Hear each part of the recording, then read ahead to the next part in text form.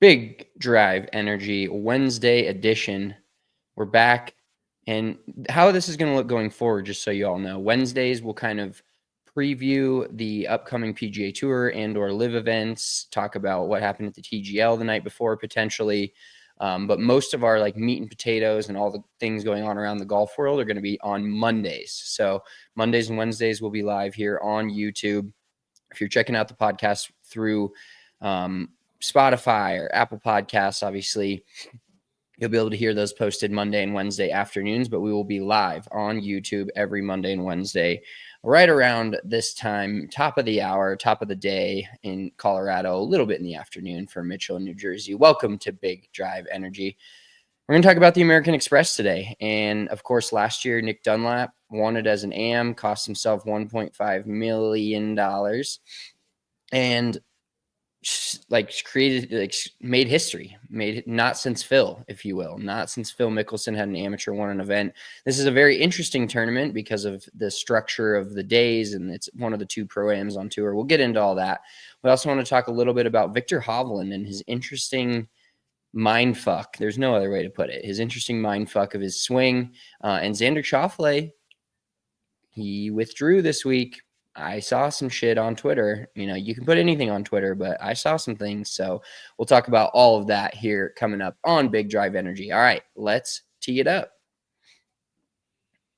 The American Express, bro. This was where it started last year and just came out of nowhere. Of course, we had Grayson Murray last year winning the, yes, it's okay. He won. Grayson Murray, RIP, but he won. I did not know where you were going with that. I was like, Jesus Christ. I thought you were talking about Nick Dunlap, and all of a sudden we're talking about the Befallen. No, Grayson Murray, RIP, but he won in Hawaii last year. So then the tour moves to its West Coast swing, La Quinta, California this week with the Amex, and Nick Dunlap made history. And it was really, it was a thing to come for him during the year, because then he just started playing so well, won another event later on in Tahoe, I believe, but really came out of nowhere and won this event. And I think, you know, it just goes to show you how impressive like his career trajectory from 1 year ago today when we did our Amex preview show. I don't even know if we knew that was a professional golfer, to be honest. I thought Dunlap was just a misspelling of an old golf brand, Dunlop. Well, guess what? He wasn't a professional golfer. He was an amateur golfer that got an invite and then won it. So do not need to worry about knowing he's not a professional golfer, because he wasn't at the time.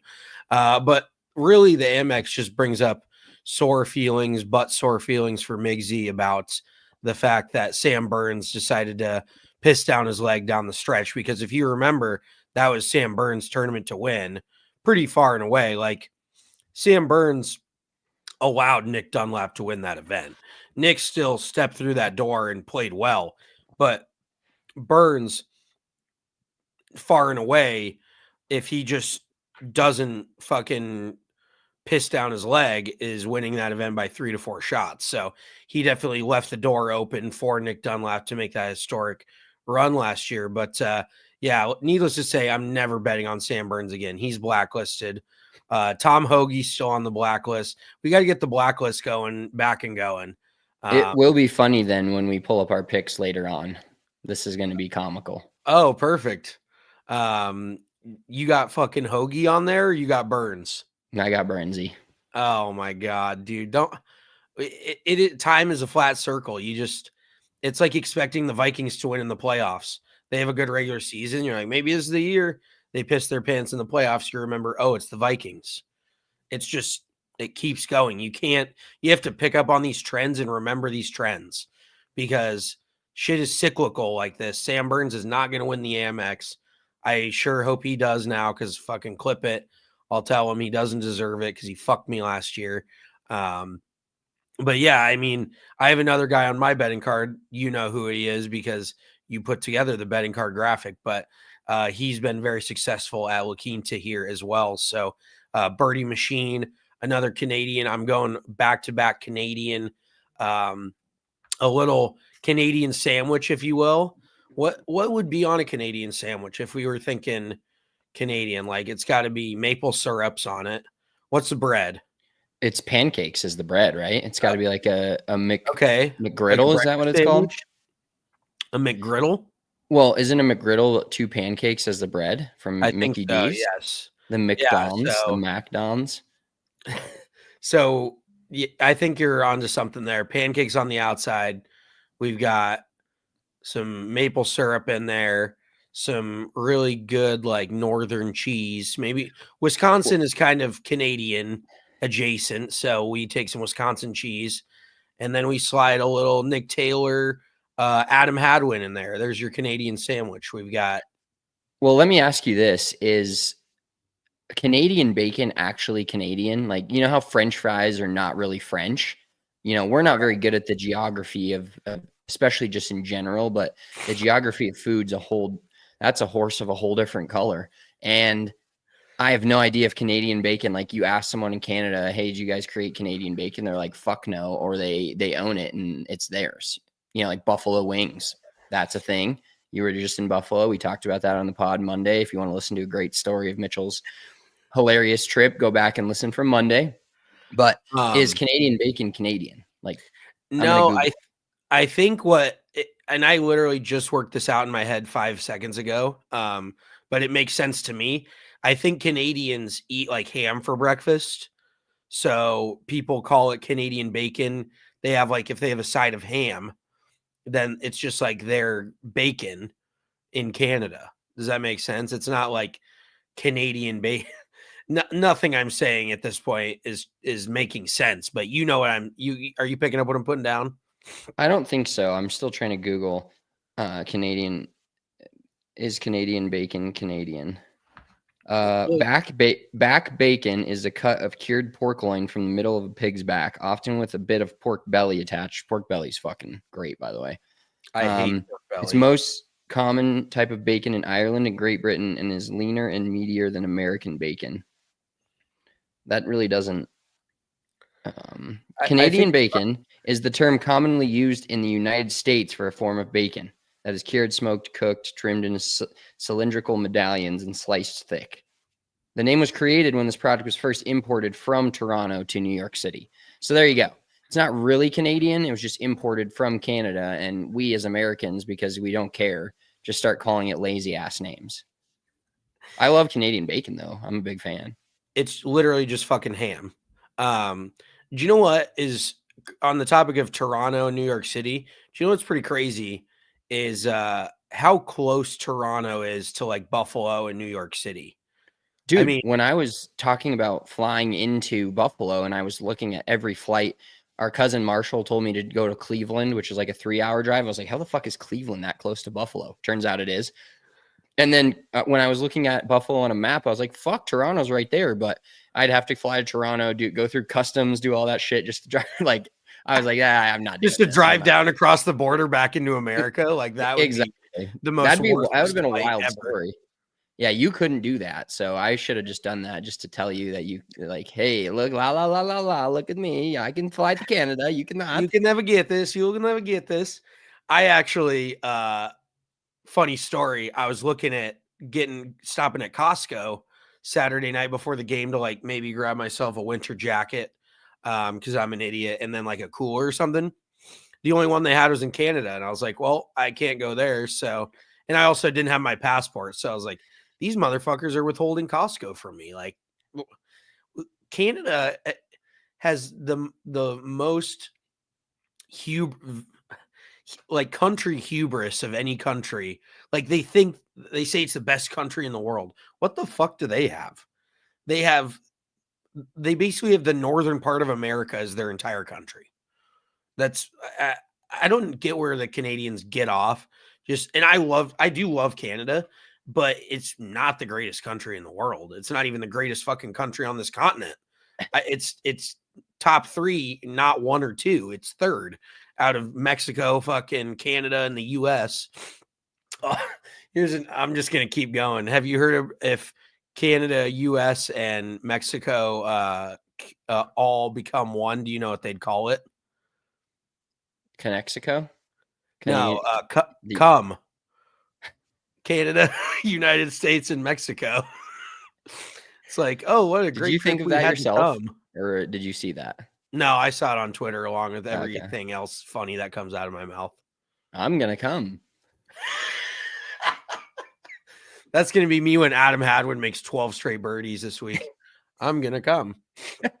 On the topic of that though, real quick.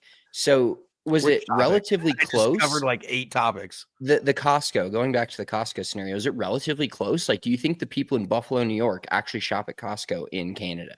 Yeah, I bet they do. It's like literally right across the border.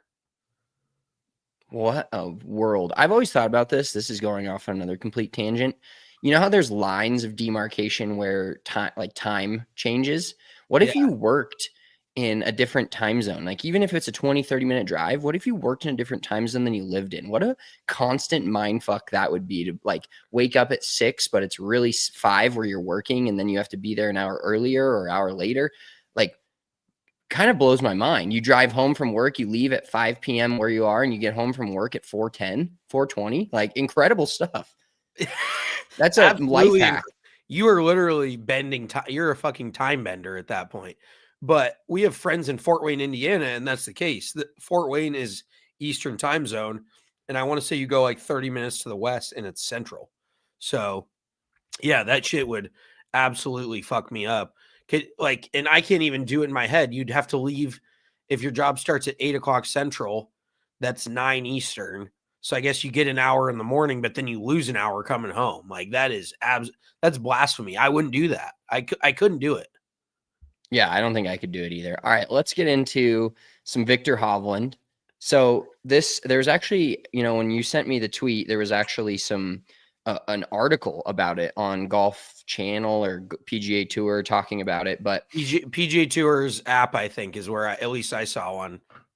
yeah, so let me get to the exact tweet. This is from Sean Martin, PGA Tours PGA Tours Martin on X. Victor Hovland spoke about the state of his game today in Dubai.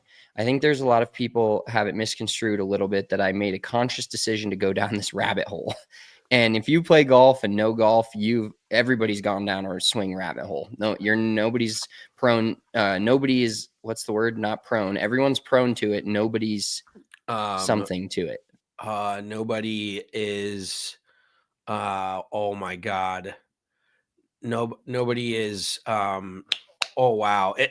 It'll come to me and I'll Okay, just I'll keep out. perfect. I'll keep reading.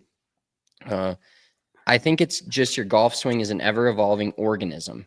To put it simply, I added a lot of draw pieces in my golf swing because I'd always been a cutter and I wanted to see the ball not cut as much. I feel that. And then you add mine's more slice as much. Then you add draw pieces in there, and suddenly I get sick and tired of missing it left. Now I want to cut it, and that's just a compensation was not good for my swing. It's just a process of, shit happens. Like I didn't go down there and say, no, this is better. I made a poor decision. That's the game of golf for you. It's hard to play golf 20 years. Great. So dive in from your excessive swing knowledge, and you don't have to get too deep into the weeds, but from my much more surface level take, feels like if you're a cutter of the golf ball and you like cutting it, just stick with a cut. And at the first response was Kyle Porter, who's used to be Kyle Porter CBS. I see it's not that anymore, but he goes, that sounds exactly like a conscious decision to go down a rabbit hole. 1000%. Yeah. I mean, it is the classic grass is always greener. Like that is the challenge with golf is changing something for the sake of changing something probably is not a smart thing to do. And that's where when I'm giving lessons, I'm telling people why we're changing this thing because it's benefiting them. Like, I don't know what Victor thought he was going to get out of a draw that he couldn't get out of a fade because obviously his launch conditions, his angle of attack, everything like that is on point with his path still going left. So he's still hitting the driver in optimal length. He's not overspinning it. If you were slicing off the face of the planet, then that's a different story. But he simply was doing it for probably the aesthetic and just to not see the ball wipe really far right. And yeah, I mean, it is pretty crazy, but we've seen it throughout golf history. Like there is guys that completely try to revamp their swing in search of a higher level, and that's not necessarily the case, obviously. And the weird thing is, though, is like I don't really see how Victor Hovland was trying to draw it from his like he was probably talking about adding more right side bend, the hands dropping more in transition, probably strengthening the grip a little bit because the club face has got to be a little bit more shut relative to the path. Because he's got a flex left wrist, so I assume he'd be strengthening the grip. But yeah, I'm kind of at a loss for words. Like the fact that he said he didn't intend to do this, he should have thought about that before he fucking jumped into it. You know what I mean? It doesn't make much sense to me. Did he think golf was too easy? Like, I don't know. It's something that, and every single golfer falls into the trap of overthinking. Let's just be real. We've done it. Everyone else has done it. If you've played golf, you overthink. But how did somebody not like grab him by the fucking throat and be like, dude, you're in your early 20s, you're winning on the PGA Tour. Why are you going to go change your golf game? Like, look at Bryson DeChambeau. He definitely has changed his golf swing, but it's worked to his benefit. Like, there is going to be certain shots that Victor Hovland can't hit, being exclusively left to right, but you don't need to hit every single shot in the bag to win on the PGA Tour. Like, shockingly enough, there's certain golf courses you can't win on if you don't have those shots, but you can still absolutely win on the PGA Tour. And maybe that was his mindset, was like, I want to be able to win anywhere. I want to have every single shot. But then you bring in am I going to miss it this way, or am I going to miss it this way? And there's no such thing as taking away one side of the golf course. You're always going to miss both ways a little bit. But when you have an extreme miss left and an extreme miss right, I don't know if there's a worse feeling in the entire world than you've got like water up the right, and you're like, okay, I'm just going to aim up the left center, try to bleed one back into the middle of the fairway, and you just duck hook the fuck out of it, and it's 70 yards left over a fence, out of bounds. I don't think there's a worse feeling. So I'm sure Victor became very familiar with that quickly. He's like, oh, that's what it feels like to hit it left. Because Ben Hogan talked about it back in his day. Ben Hogan said a snap hook is like having a snake in your left pocket. He hated hitting hooks. Ben Hogan had one of the weakest grips on tour. He wanted to be able to throw everything he had at impact. He wanted to be able to release his hands, all of that at impact, and not see the ball go left. So that long story short, I have no idea how somebody didn't tell Victor to just stay in his lane, not in a bad way, perfect what you're good at, but don't go revamping everything. So it's crazy to me. And I don't know if you saw who he's working with now. I did not. He's working with a guy named TJ Yaden out of Tennessee, out of Eastern Tennessee. And the craziest thing, so I go to this dude's Instagram, and he's like one of the top teachers in Tennessee. He's coached a lot of tour guys. But I look at his Instagram, every single swing he's posting, it looks like he builds swings in a lab where everyone looks like Victor Hovland's golf swing. They take it inside, low, and closed on the way back. Their hands get real deep around them. Then they sit down in transition. Their hands kick out in front of them. The hands shoot out in front of you, get the path going left. You hit a hold off fade every single time. And so maybe that's the guy for him. But that dude looks like he builds Victor Hovland's swing in a lab for everybody else. So I just found it ironic because you say you should let people swing your own swing. You know, you don't want to teach everybody the exact same golf swing. And I'm sure he doesn't teach everyone the exact same swing. I just found it funny that he's going to a dude that teaches almost his exact swing. So maybe he knows all the ins and outs of it. But I don't know. Personally, I would go with somebody who's like, make your natural move. So it's a weird situation. But basically, yeah. Victor's trying to be taught now how to do what he was doing 2 years ago. Like, yeah, retaught what the fuck's the point? Well, I have two thoughts on this. So I'll say my two thoughts, and then you can kind of react to each of those. So wasn't Tiger Woods like a known cutter of the golf ball, and that was like his thing? Like any of the PGA Tour pros can cut it, draw it, do whatever they want on any swing. That they know enough about the golf swing and have hit enough balls to know what to do. Obviously, it's a sport, so it's not going to be perfect every single time. Not everybody's making every shot how they want it. But to me, Tiger Woods being a cutter of the golf ball should just like let everybody know, not necessarily that you can't draw it. Everybody's got their own swing, but you can win and win plenty with a cut. And Victor himself was winning with a cut. So that's one thing that kind of just blows my mind is that they I don't look mean, at the, yes, Arnold Palmer is almost 100% cutter of the ball. Lee Trevino, uh, a lot of the all-time good players were cutters of the golf ball. Like that's just a pretty well-known fact. So yes.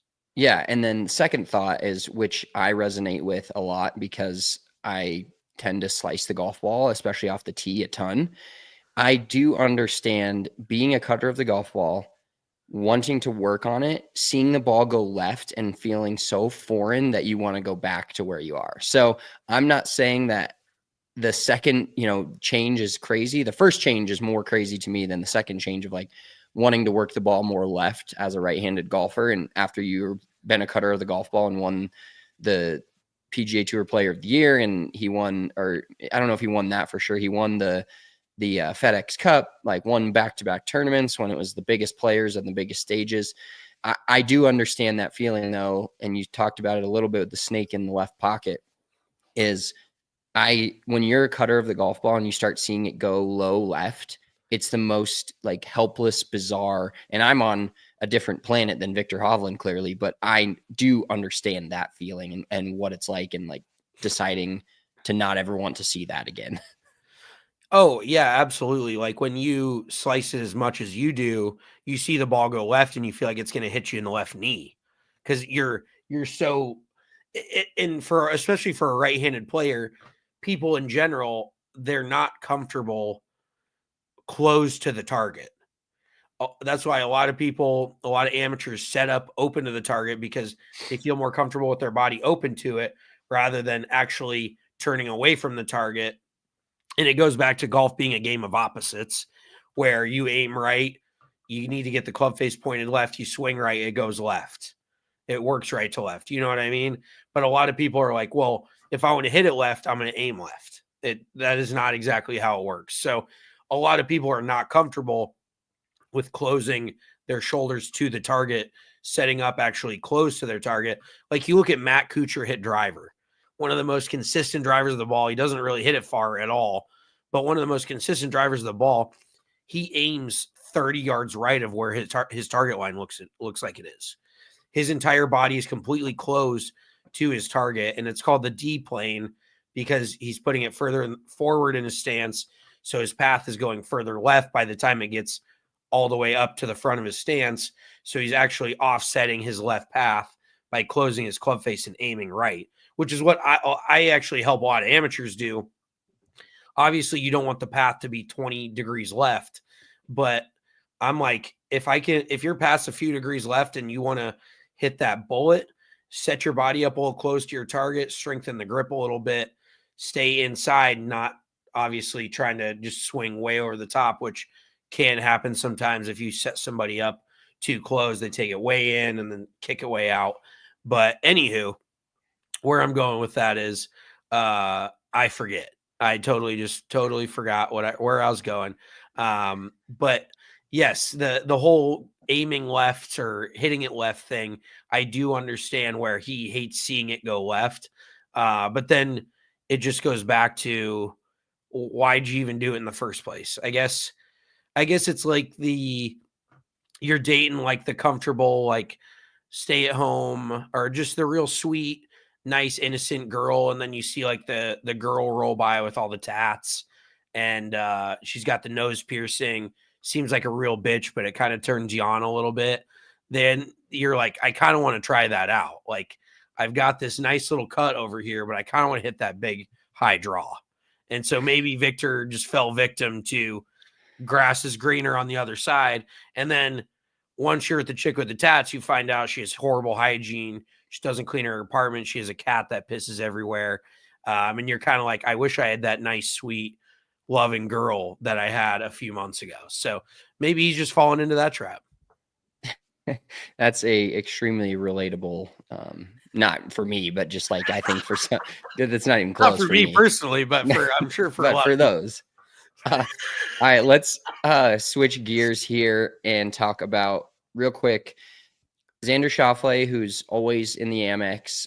One of his better, he's a major, two-time major winner now. He's kind of a year ago today, we would have said this is one of his better tournaments where he plays really well and kind of has a stranglehold on the field and is one of the best players in this event. I think the highest ranked official world golf ranking player in this event is Wyndham at 7. But Xander Schauffele has withdrawn from the Amex. This is from Nuclear Golf yesterday. And then Monahan's Micropene is the one that. So consider the source All-time here fucking Twitter handle. at 69 Elite Golfer 69. It has been confirmed to me by a very reliable source who would prefer to remain anonymous for legal purposes, and I will honor that because this is big. Xander Schauffele has officially signed with Live Golf. Already done deal, all signed and stamped. Do we give this any credibility? I know it's crazy, and people can shoot these out there, and sometimes they're right. They were right with Bryson at one point. They were right with John Rahm at one point. The two things that are holding me back right now, well, I'll go one on each side. One thing that's holding me back is he played in the TGL the first week. He's kind of signed into that whole, as much as we talked about, it's like Live. It's very PGA Tour focus. It's all those players creating it, Rory and Tiger, two of the staunch PGA guys that created it and are making it go. He played in that last week and looked like he was having a good time. Number one, that's what's keeping me away from it. What's the interesting part about the timing of it is it's kind of the start of the PGA Tour season. Like if this was happening in June, you would feel a little more, I don't know, it's like almost like the transfer portal in college football right now. The transfer portal window is technically open because Liv hasn't started their season. You think if anybody's going to jump, there's a chance, a lot of guys would have already done it for sure and have from not necessarily the PGA Tour or these big names, but just any players in general that have gone over to Liv. They had their whole relegation, had players go out, had new players come in. But the timing of this, where Liv hasn't started their season yet, I think almost gives me a little bit of like free agency feel up until that first Live event to see who actually tees it up. So that's what's kind of got me thinking, even though it's Monahan's Micropene, that there's maybe some traction to this and maybe something to it. Probably not, but you never know. No, I mean, I think the biggest element of the entire situation is the fact that he won those two majors last year. He has exemptions going forward. He's got the world ranking points securely for at least this year to be in every single major, probably for the next 2 years. So yeah, if he were to jump, he would still be in everything this year. And that's where you see a lot of the guys, if they were on the fence and then they win a major and they're like, well, if I can play in every single major and still go to Live, then why wouldn't I? Like, I don't know. I mean, the random PGA Tour event has gotten less and less important in players' eyes as the years have gone on, especially since Live happened.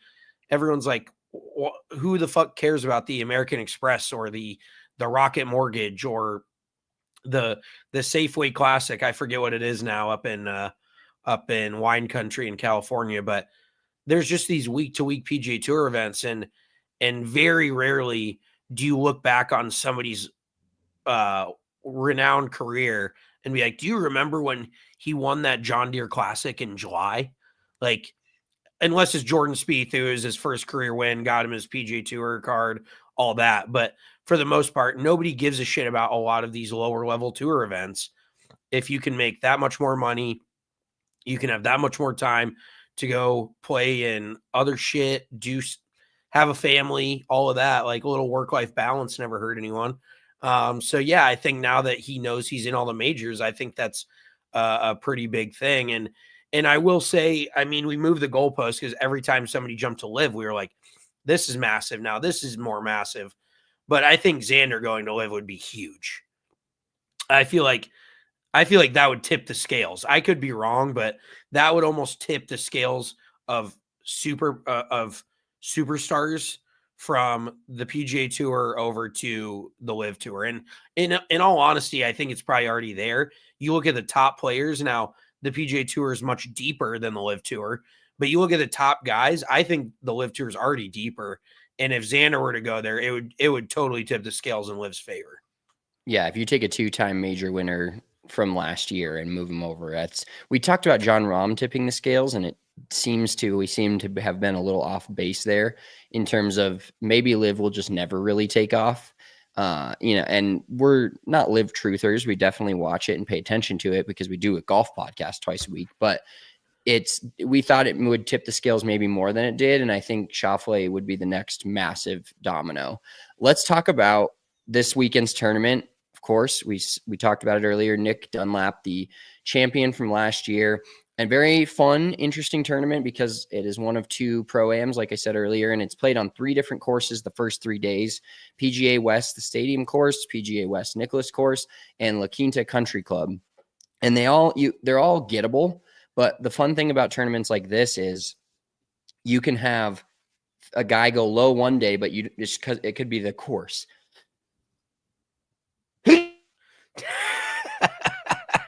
Bless you. I was trying to hold that off. Goddamn.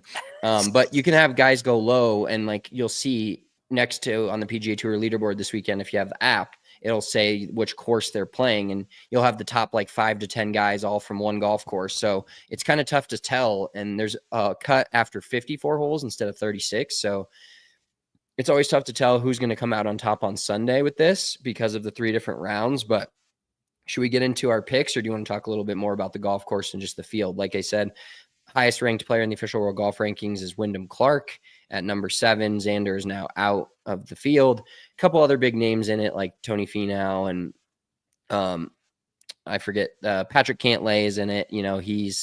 Hasn't played a ton the last 3 or 4 weeks because of the offseason. You got some guys that are getting back on tour with this event that didn't go to Hawaii. So kind of a good field, but very tough to watch this tournament because there's not a ton of TV coverage until Sunday. So it'll be more of an app watch scenario. But let's get into our picks a little bit.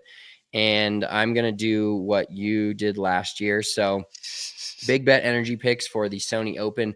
We're still toying with our format a little bit, but we're starting to go just each picking a player to win, each picking a player to top 10 with some good odds, and then a long shot, which plus 10,000 or more is kind of our baseline.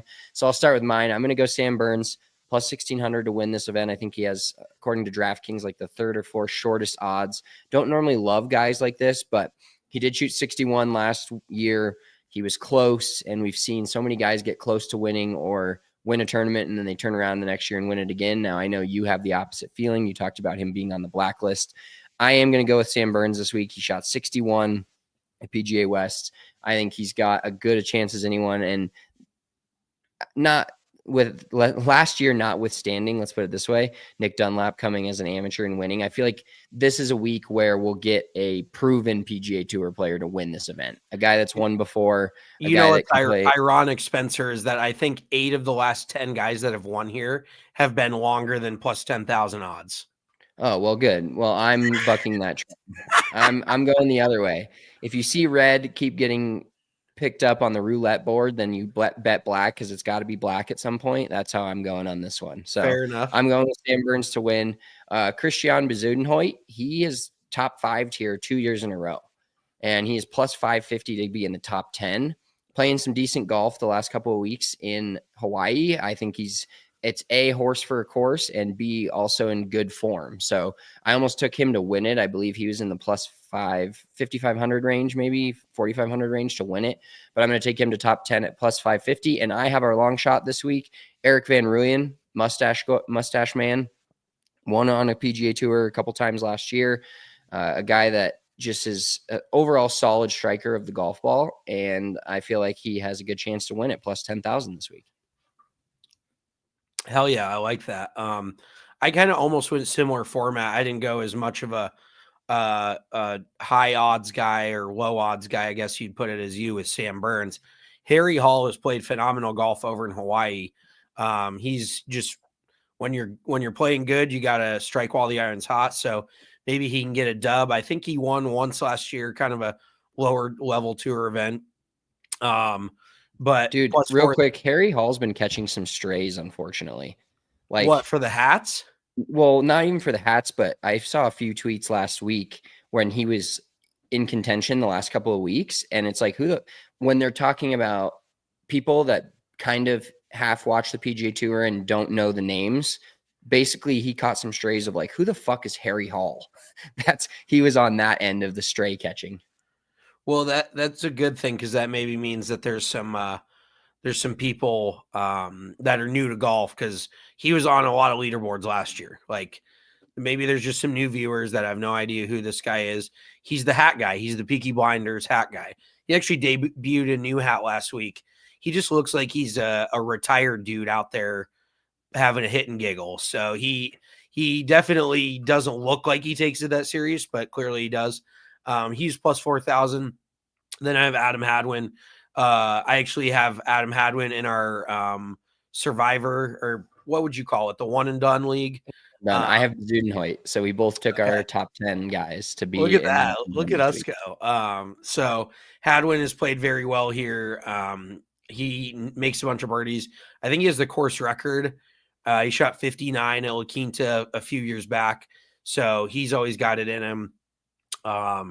And I'm just going for the Canadian back-to-back, the Canadian two-timer, like a shot of Crown and then a Molson back. This is Adam Hadwin is our Molson back this week after Nick Taylor with the shot of Crown last week. So, Love that. yeah, I mean, it's going to be a fun weekend. We've got football, we've got golf. We're going to be in Tucson real quick. Let's make predictions. We're playing 3 rounds of golf. Give us your low, your high, and then the average. My high will be on Friday, guaranteed, because I haven't played actual golf in a while, outside golf in a while. So I'm betting I shoot low to mid 80s Friday, maybe higher. And then I bet I'll sneak a 74, 75 in there at the gallery on either Saturday or Monday. I bet I That can do feels that. low. I believe in myself. Mid That feels 70s. pretty low to me, but who Okay, knows? what about you there, hot shot? Should I I think bury you and then come talk about it on the pod Monday? Oh, which by the way, Monday we will not have a podcast because it's a holiday. So next week will probably be some form of a Tuesday, Wednesday bit. We'll figure yeah, that it out. could be like maybe just a long Wednesday episode or something like that. And I will be in Denver, so we can do it together. But yeah, I think I'm gonna keep it under 80 for all the rounds, depending on how shit faced I get. That's always the asterisk. Because I have a feeling we're gonna be pretty drunk, but sometimes I play really well and I'm that drunk. So I'm gonna say 79 is my highest round. I'm gonna say 73 is my lowest round, and then the other one's gonna be a 75, 76, somewhere in that ballpark. All right, I love it. Well, we will keep you all informed of the weekend golf and debauchery via the Twitter account and our Instagram account. So make sure you're following all those at Big Drive Energy and Big Drive Energy Golf on Instagram. Give us a thumbs up if you're watching this on the YouTube. We'd appreciate it. Go like and subscribe to the podcast wherever you get your podcast. This is Big Drive Energy. Enjoy your weekend. We'll be drinking, bachelor partying it up, playing golf. So hope you have as good a weekend as we're about to have. And we will talk to you next week. Oh, also holiday weekend. So enjoy that extra day off, that Monday off. We will talk to you guys sometime next week to be determined. Peace. Peace.